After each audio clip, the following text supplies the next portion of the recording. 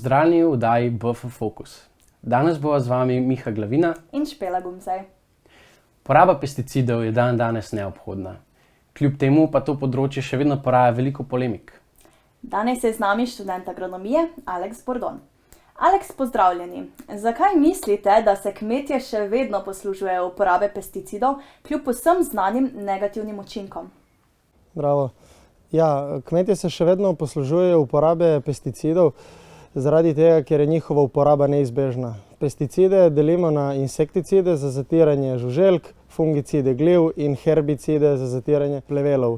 Kljub temu, da ima njihova uporaba splošnem zelo negativen prizvok zaradi okoljskih odtisov, brez njih pridelovati hrane ne bi mogli. Omeniti moramo, da je njihova uporaba zelo regulirana na področju Evropske unije, katera velja tudi v Sloveniji, in njihove uporabe in vrednosti uporabe dejansko omogočajo, da je njihova uporaba hkrati tudi varna. Njihova uporaba pa tudi omogoča reden, konstanten in hkrati varen pridelek. Ali obstajajo tudi kakšne alternativne metode? Seveda, poznamo kar nekaj alternativnih metod. Naprimer, izbira prave lokacije nasadov lahko že mnogo pripomore k dobremu zdravstvenemu stanju rastlin. K drugim alternativnim metodam pa poznamo naprimer fitofarmacevtska sredstva, ki temeljijo na osnovi mikroorganizmov, ekstraktov različnih rastlin. Hkrati lahko uporabljamo tudi privavilne posevke, lahko uporabljamo vabe, pasti in tudi lahko zelo pripomoremo k temu, da znižamo uporabo koncentracij fitofarmacevtskih sredstev in hkrati najbolj pomembno je to, da uporabljamo fitofarmacevtska sredstva v pravilnem času in zelo ciljno. Da se tega poslužujemo takrat, ko je to nujno potrebno in ko vse ostale tehnike odpovejo. Naprimer, za zatiranje plevelov se lahko poslužujemo mehanskih, fizičnih metod in s tem zreduciramo najbolj potrošnih herbicidov. Upajmo, da se bojo v prihodnosti našle boljše rešitve, tako da bomo prišli s kompromisi skupaj z alternativnimi metodami in hkrati, da bomo lahko imeli še vedno dosti hrane, dovolj za vse in da bo hrana varna. Najlepša hvala za odgovor. Poznamo pa tudi pozitivne učinke fitofarmacevtskih sredstev in sicer v povezavi z živinorejo. Za odgovor bomo prosili študenta iz področja zootehnike Janeza Požarja. Janez, pozdravljeni.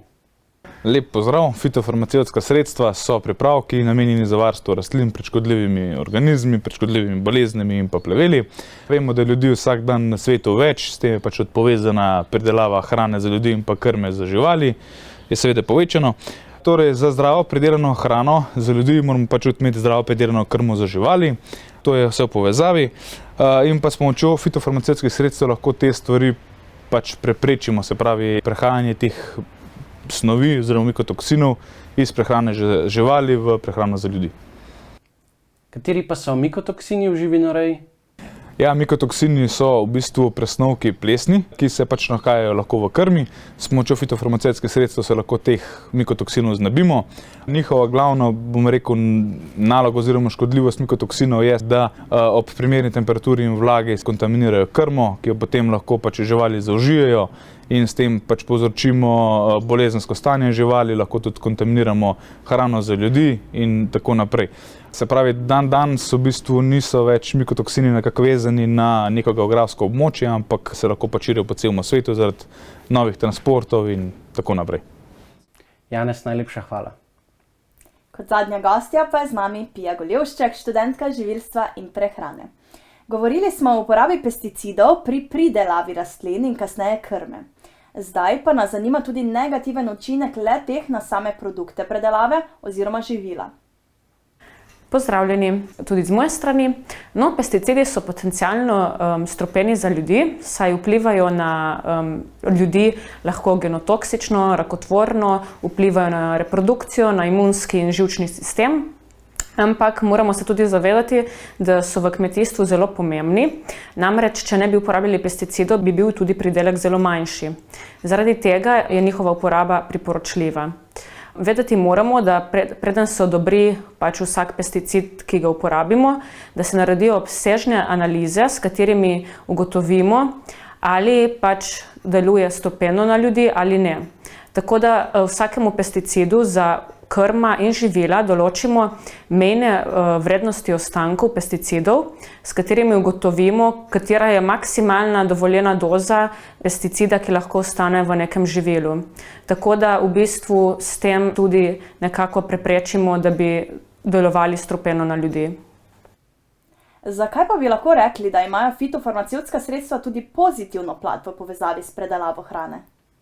Naprimer, če fitofarmacevtskih sredstev ne bi uporabili na žitih, bi se na žitu lahko pojavile razne plesni, ki bi izločale mikotoksine v krmo.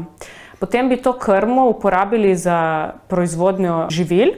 Ta živila bi mi nato pojedli in hkrati bi zaužili tudi mikotoksine, ki se pojavijo na samem proizvodu. Namreč mi ne moremo skozi postopek, se ne moremo znebiti mikotoksinov in tako ostanejo tudi v živilih. Zato je na primer uporaba fitofarmacevtskih sredstev priporočena, da se znebimo teh mikotoksinov, ki negativno vplivajo na naše zdravje in sicer, kot sem že prej povedala, lahko so genotoksični in rakotvorni. No, zato se tudi priporoča uporaba in tako lahko rečemo, da brez fitofarmacevtskih sredstev ne bi morali imeti kakovostnega produkta. Hvala, Piji, za odgovore. Pa smo prišli do konca naše oddaje. Gostom se zahvaljujemo za sodelovanje in upamo, da smo vam skupaj odgovorili na vprašanja glede te pereče tematike.